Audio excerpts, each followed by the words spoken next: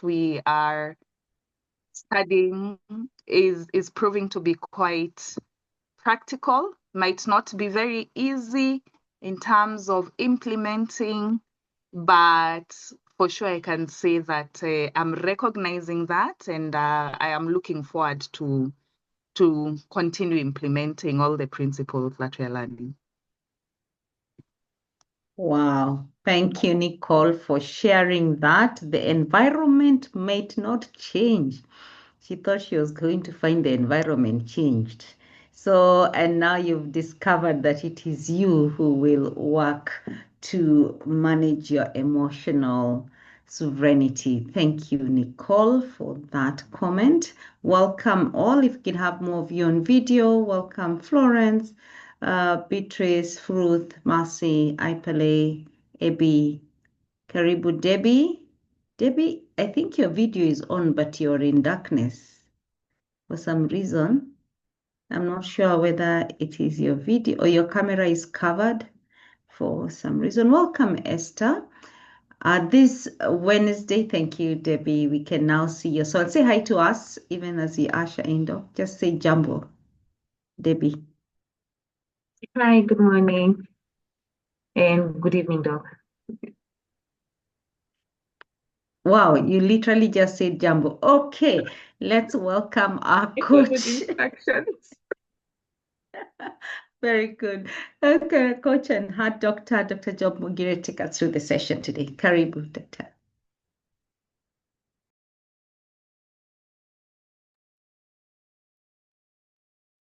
We believe you are not speaking in tongues. Yes, now we can believe we'll see you. I was saying Gaki, because you didn't hear that. So you missed out. Yeah, that is Latin for this is how things are. So anytime you hear Gaki, just remember that is the language of the Roman numbers. I want to make sure you move a little bit. And so I am finding this song by Chandler Moore. It is time for you to move. I need to change the speaker that is playing so that you can hear it.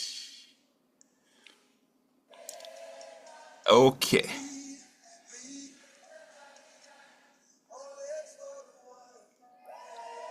Okay, if you can hear the song as soon as it comes, better start moving. I don't know whether you can hear it. Can you hear it? He really, really moves up. Or if you can hear it, I shouldn't be telling you yes or no. I know he cares whenever I call. He always is right there in times of trouble. I mean that you actually move. Yeah, I know that I should see, especially your hands, I should see them do something. That's when I will know you are actually moving.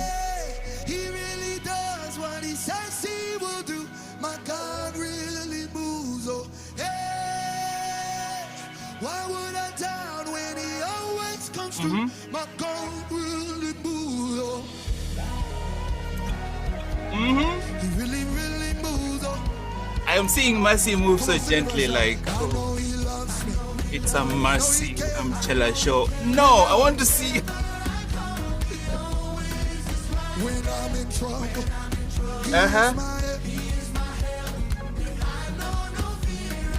If he is your Omema, you better make it. He says what he said he will do. Even when I don't feel like it's going to happen.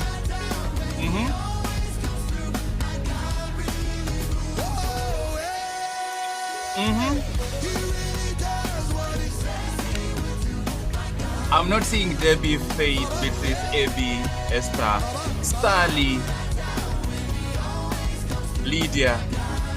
I can't see you on video. You have another minute. Let's go. Actually feel it. Like, don't just move. Feel it. Feel it. You're always on time. You can't do no wrong. Oh, Mema. Come on. You leave the 99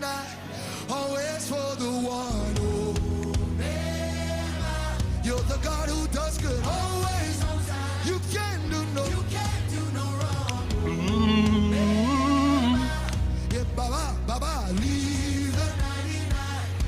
Come on. Okay. We are almost there. You can't do no wrong. Oh, Mema. You got one more here. Come on. Can I see everyone do this? Okay. Take your fist, you hit. You make it strong. Go.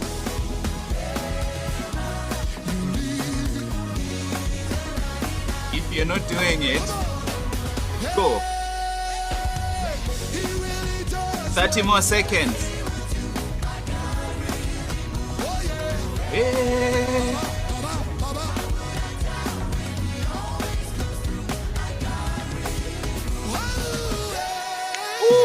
Okay, that's too much fun.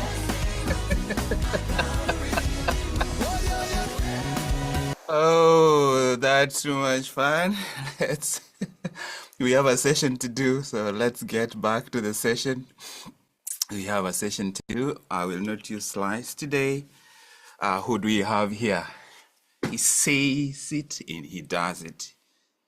What he was going to do, he will do it. This season might feel light, it might feel heavy, you might feel certain, you might feel uncertain. It doesn't change what he said. Some days you wake up, you feel like he's going to do what he said he'll do. Some days you wake up and you're like, really? This season, the way I feel, I think he is forgotten. I will assure you 100%, there is no other community in Kenya right now doing what we are doing, going to the depth we are going. I want you to hear and hear me. If I was here alone, I couldn't say that. But I'm here with you. You stand apart by a mile just by the hunger you have. Moses saw the burning bush. Here I have burning humans. You couldn't be awake at this time doing this, coming to do something that actually makes you uncomfortable. Something that makes you so vigilant about you the whole day. You go around, you are like, what is happening? How is my emotional sovereignty? You are asked a question, you say something, immediately you say it, you're like, oh, old instructions. You show up, you start a meeting, you finish the meeting, and you are like, that was order 5/10. It's because you are exposing to yourself something that makes you see yourself differently. Even when you don't intend it, Al-Kara is happening all the time. All the time. Particularly when you don't feel like it. Particularly when you show up, maybe you show up in Return 90 or the Daily Reset, and it just feels like it's just a very, very heavy season. Every 90-day challenge is structured very intentionally. And there is a reason why you will notice, if you've been in my programs, you will notice that I become more insistent on people reflecting and checking in the final part of the challenge. That's because checking in is harvesting.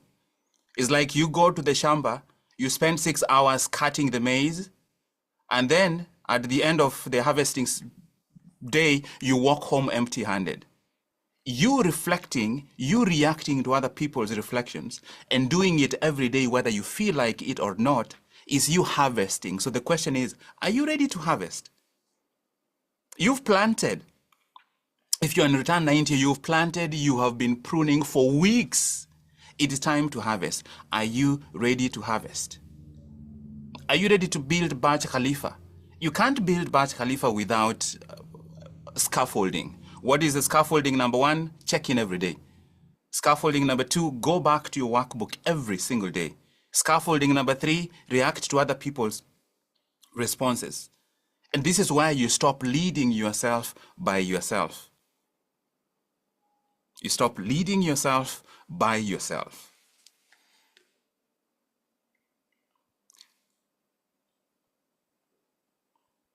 I want you to make a commitment this morning that for the remaining part of Return 90, for the remaining weeks of the daily reset until April, that you are not leading yourself by yourself. You show up here and you plug into the community. The community leads you. The shared container leads you. Where I have that room, I lead you. Where Gladys has the room, she leads you. Where the other people listening to you reflect and share, they lead you.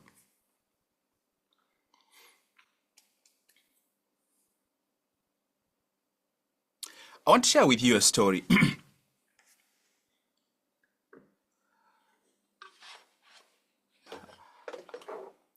I stepped away from medicine in Kenya for almost 2 years in 2015 and went to the United Kingdom to do a master's program and then do the exams that would enable me to come and train in the US. So in 2016, I'm in Scotland, and I traveled to visit a friend who was living in Northern Ireland in Belfast. And he took us to the most significant local attraction, which is the site where the Titanic was built. It was a very cold morning, like most mornings were in that area, because it's much colder than here anyway. The kind of cold when you stand outside and you are really outside is because something is important. Otherwise, you will be cuddled and bundled in your house. And that was one of the most memorable moments for me in the time I was in Europe.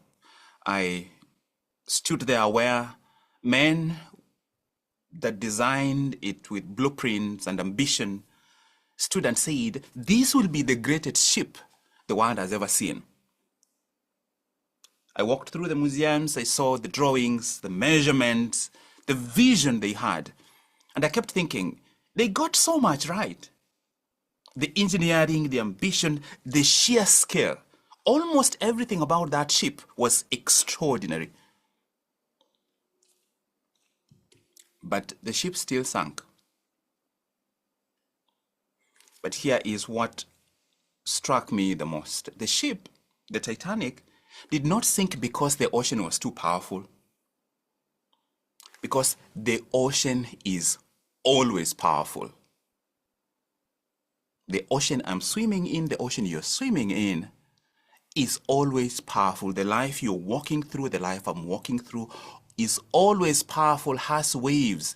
The ship, the Titanic, sank because when, and that is the word, when the wave came, when the moment came to respond to the wave, something about the response was wrong.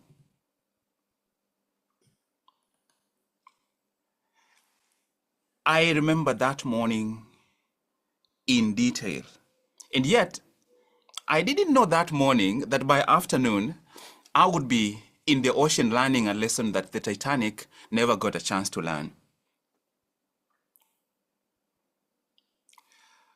My friend was being hosted by a family that had a large boat.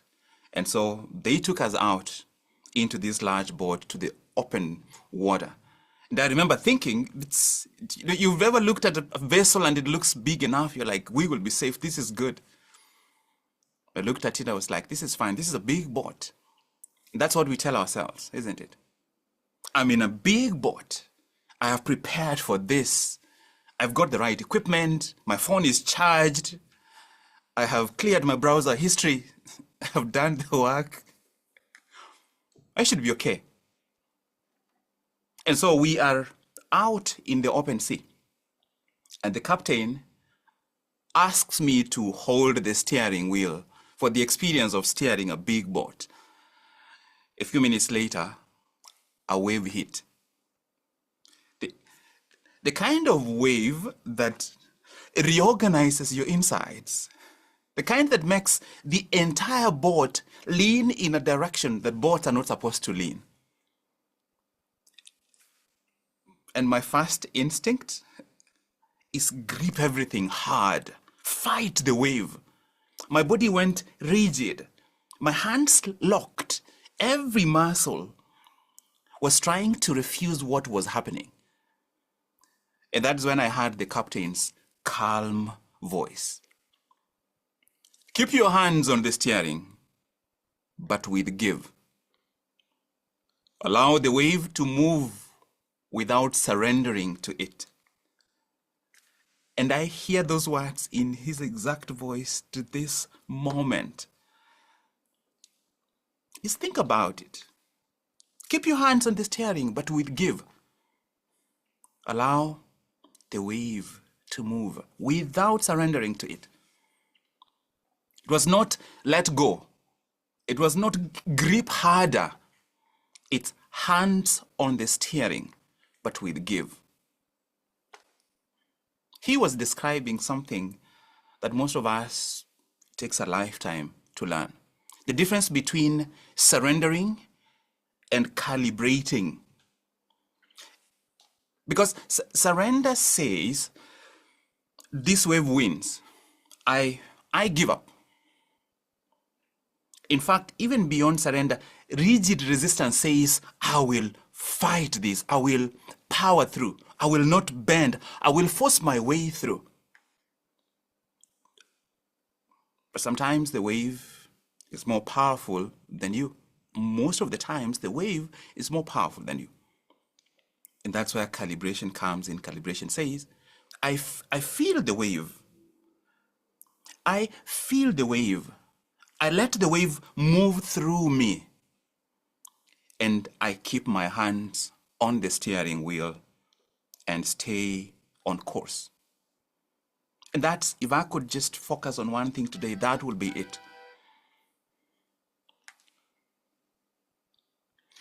But I have been thinking about what are some of the ways we respond to the waves that show up in our lives.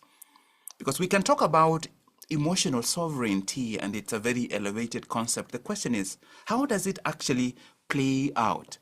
What are some of the traps? What are some of the ways we get it wrong? Because for most of us, on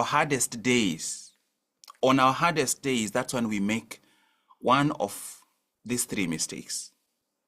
Number one, the first thing I did when that wave hit. The first thing I did was not to feel the wave, to feel what was going on.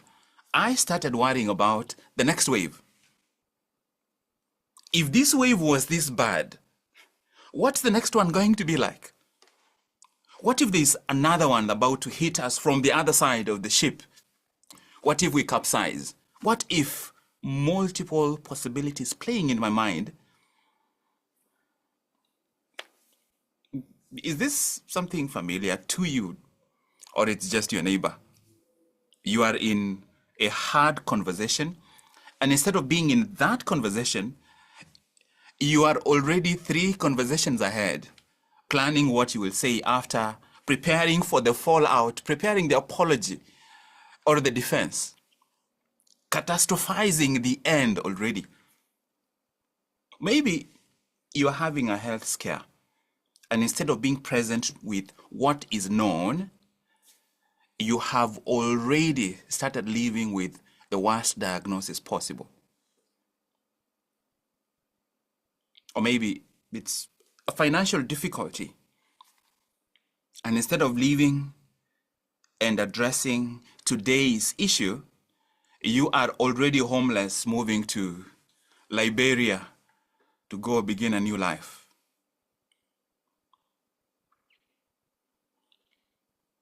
This is what I call futurizing, and it's the fastest way to lose the wheel.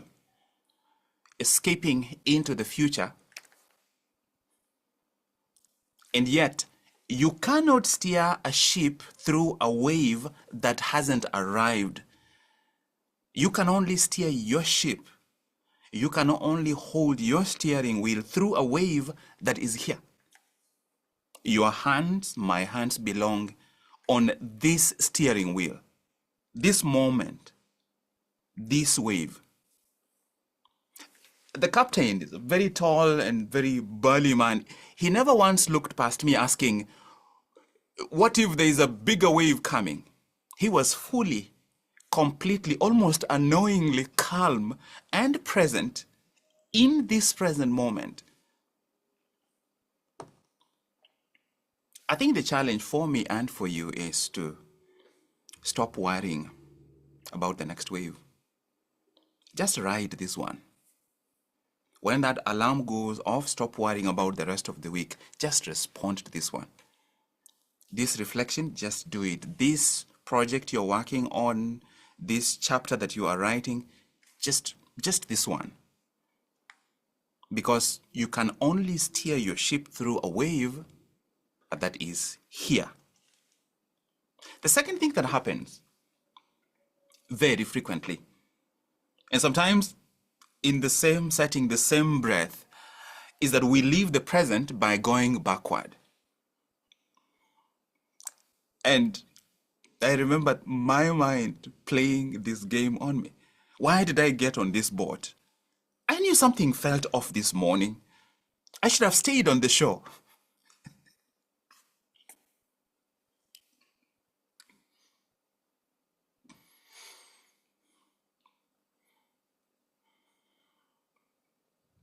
This is just like 2019, 2016, 2014, 2011. I met a black cat on the way. I should have changed the route.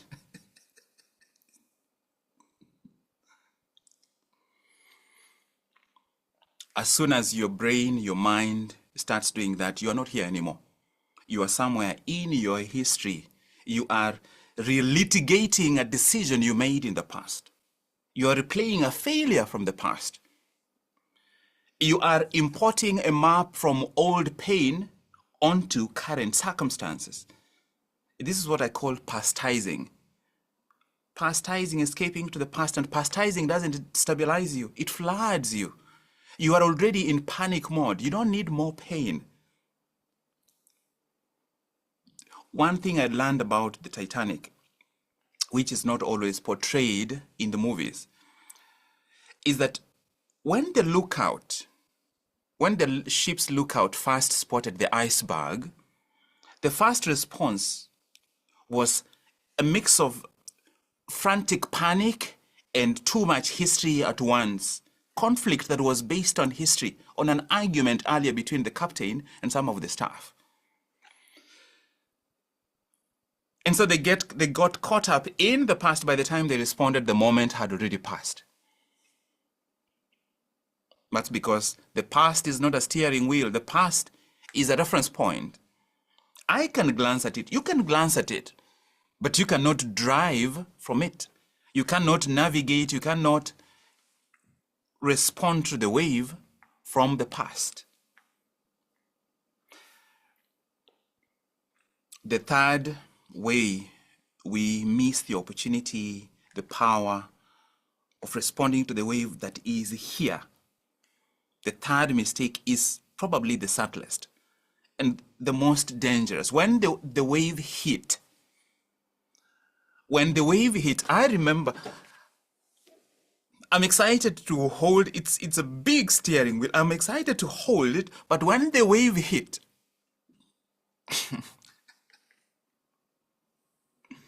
my first instinct in that moment was to stare at the wave, to see how big it's rising, to analyze it, to describe it, to see how far it spreads, to say my wave is bigger than your wave. My goodness, you should see the wave that has hit me. To ask myself, so what does this wave mean?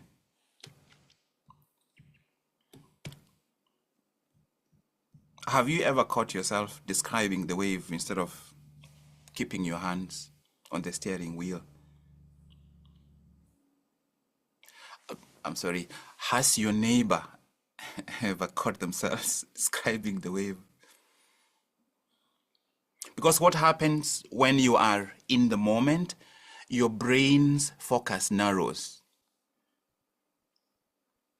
Your brain zooms in. It misses the boat, it misses the sea, it misses the ocean, it narrows down to the focus. It locks onto the threat and it will not let it go.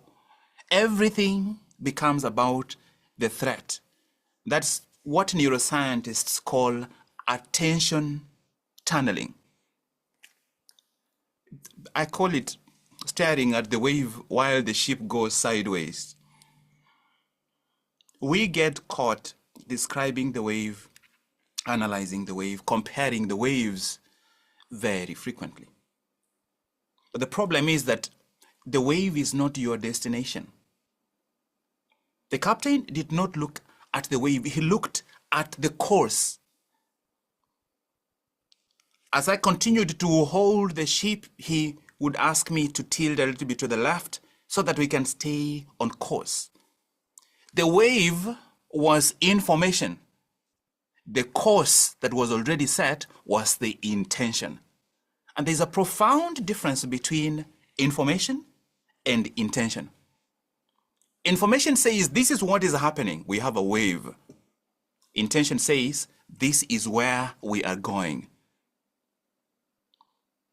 When we let the wave become our destination, when the emotion or the diagnosis or the conflict or the crisis, whatever it is, becomes the whole picture, we have already lost the steering.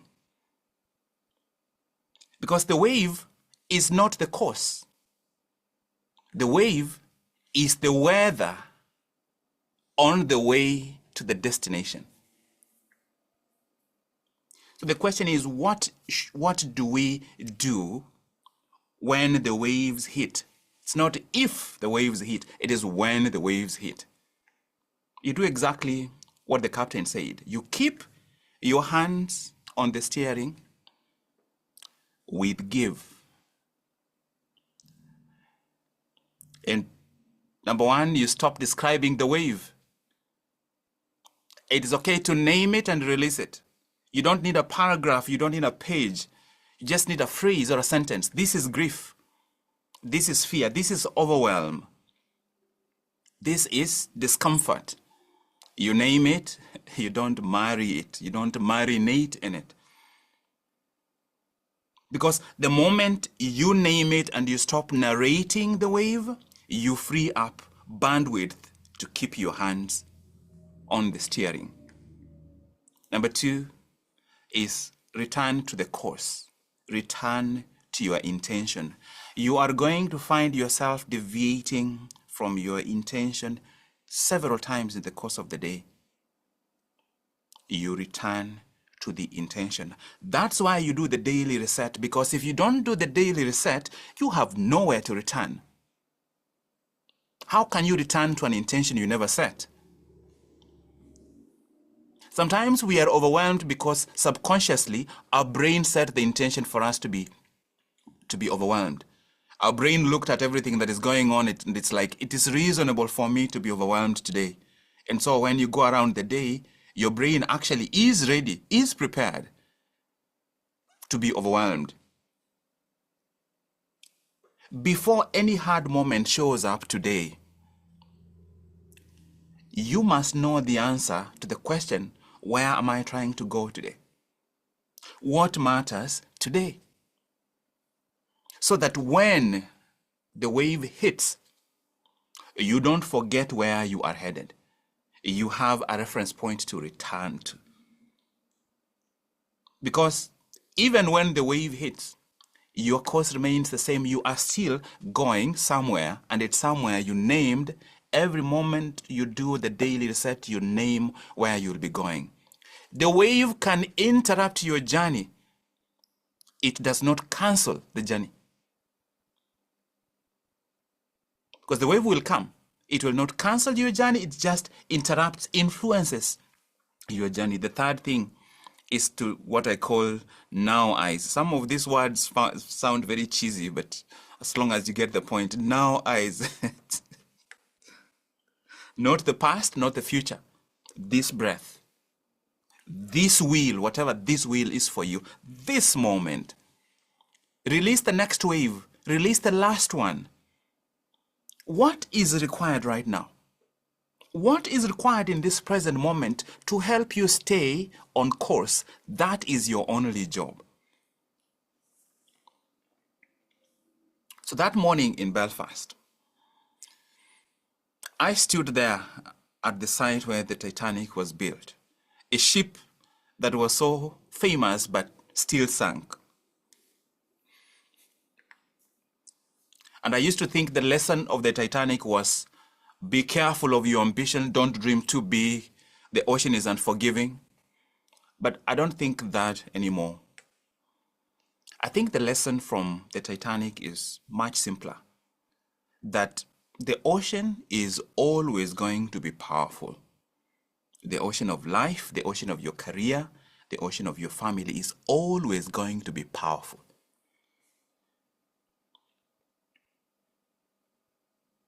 The question is, will your hands stay on the wheel with give? You are going to face waves, emotional waves, financial waves, relational waves. Some waves will be bigger than you expect, bigger than you realize. Some will rock you and almost rearrange your life. Some will arrive before you're ready. Some will arrive when you're tired, when you are already stretched. You cannot stop the wave from coming. You were never supposed to stop the wave. I was never supposed to stop the waves. Will you remember to put your hands on the steering with give? Can you hold your hands to the steering wheel and navigate through the wave without becoming part of the wave? Can you let it move through you without surrendering your course, without changing direction, without futurizing or pastizing?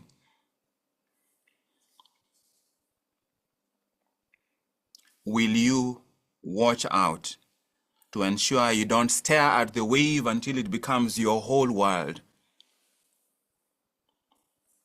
Because you don't know what other wave is going to come, and that's not your responsibility at that time.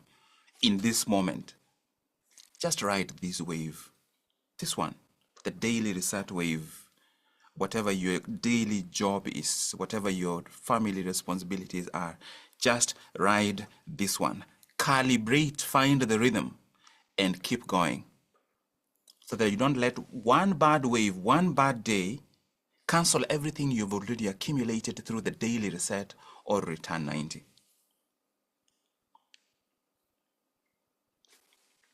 Your hands on the steering wheel, not rigidly, with give. Allowing the wave to move through you if it needs to, if it has to, remembering that the wave is not the destination. The wave is just weather on your way to your destination. You set your intention every morning so that you have a place to return to, and you will need to return there several times in the course of the day.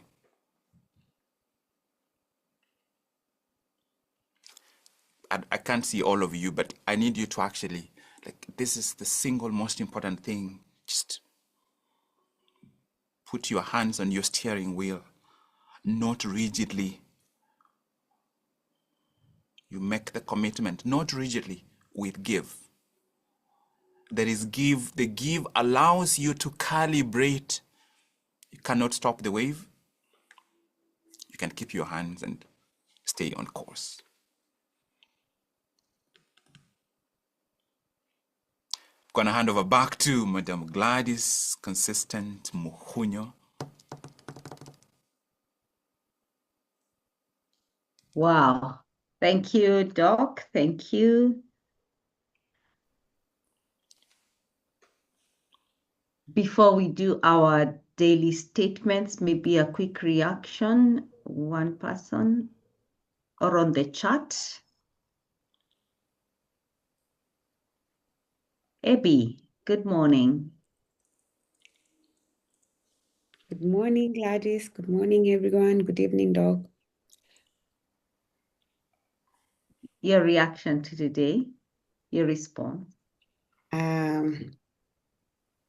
My response, it got me thinking.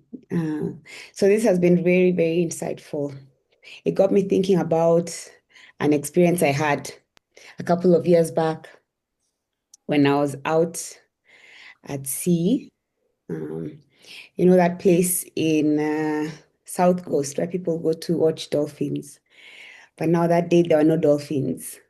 The tide was high, so it was really, really wavy. Like there were lots of waves. People were seasick, like we were really moving.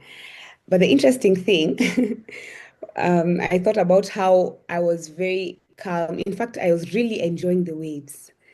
Really enjoying the waves. At some point, even the guides we were with were like, we can even get into the water. You know, if you want to take photos, you can get into the water. Just hold on to those tires. The rings, the floaters. And I was among the ones that got into that water. Looking back, I'm like, my goodness, what was I thinking?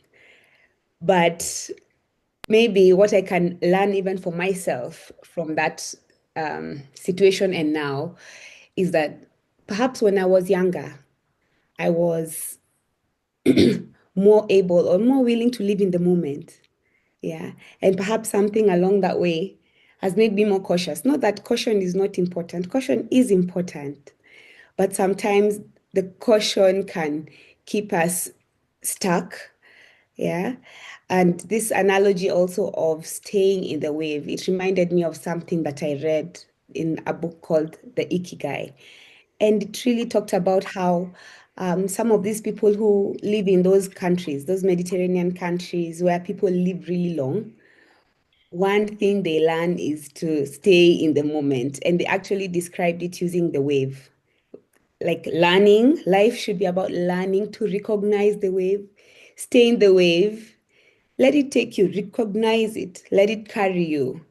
Yeah, not to try to fight it, to try to deny it.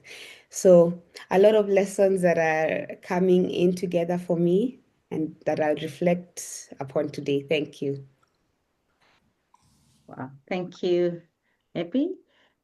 Doc, you wanted us to read the intentionality statement? Absolutely. That is how we.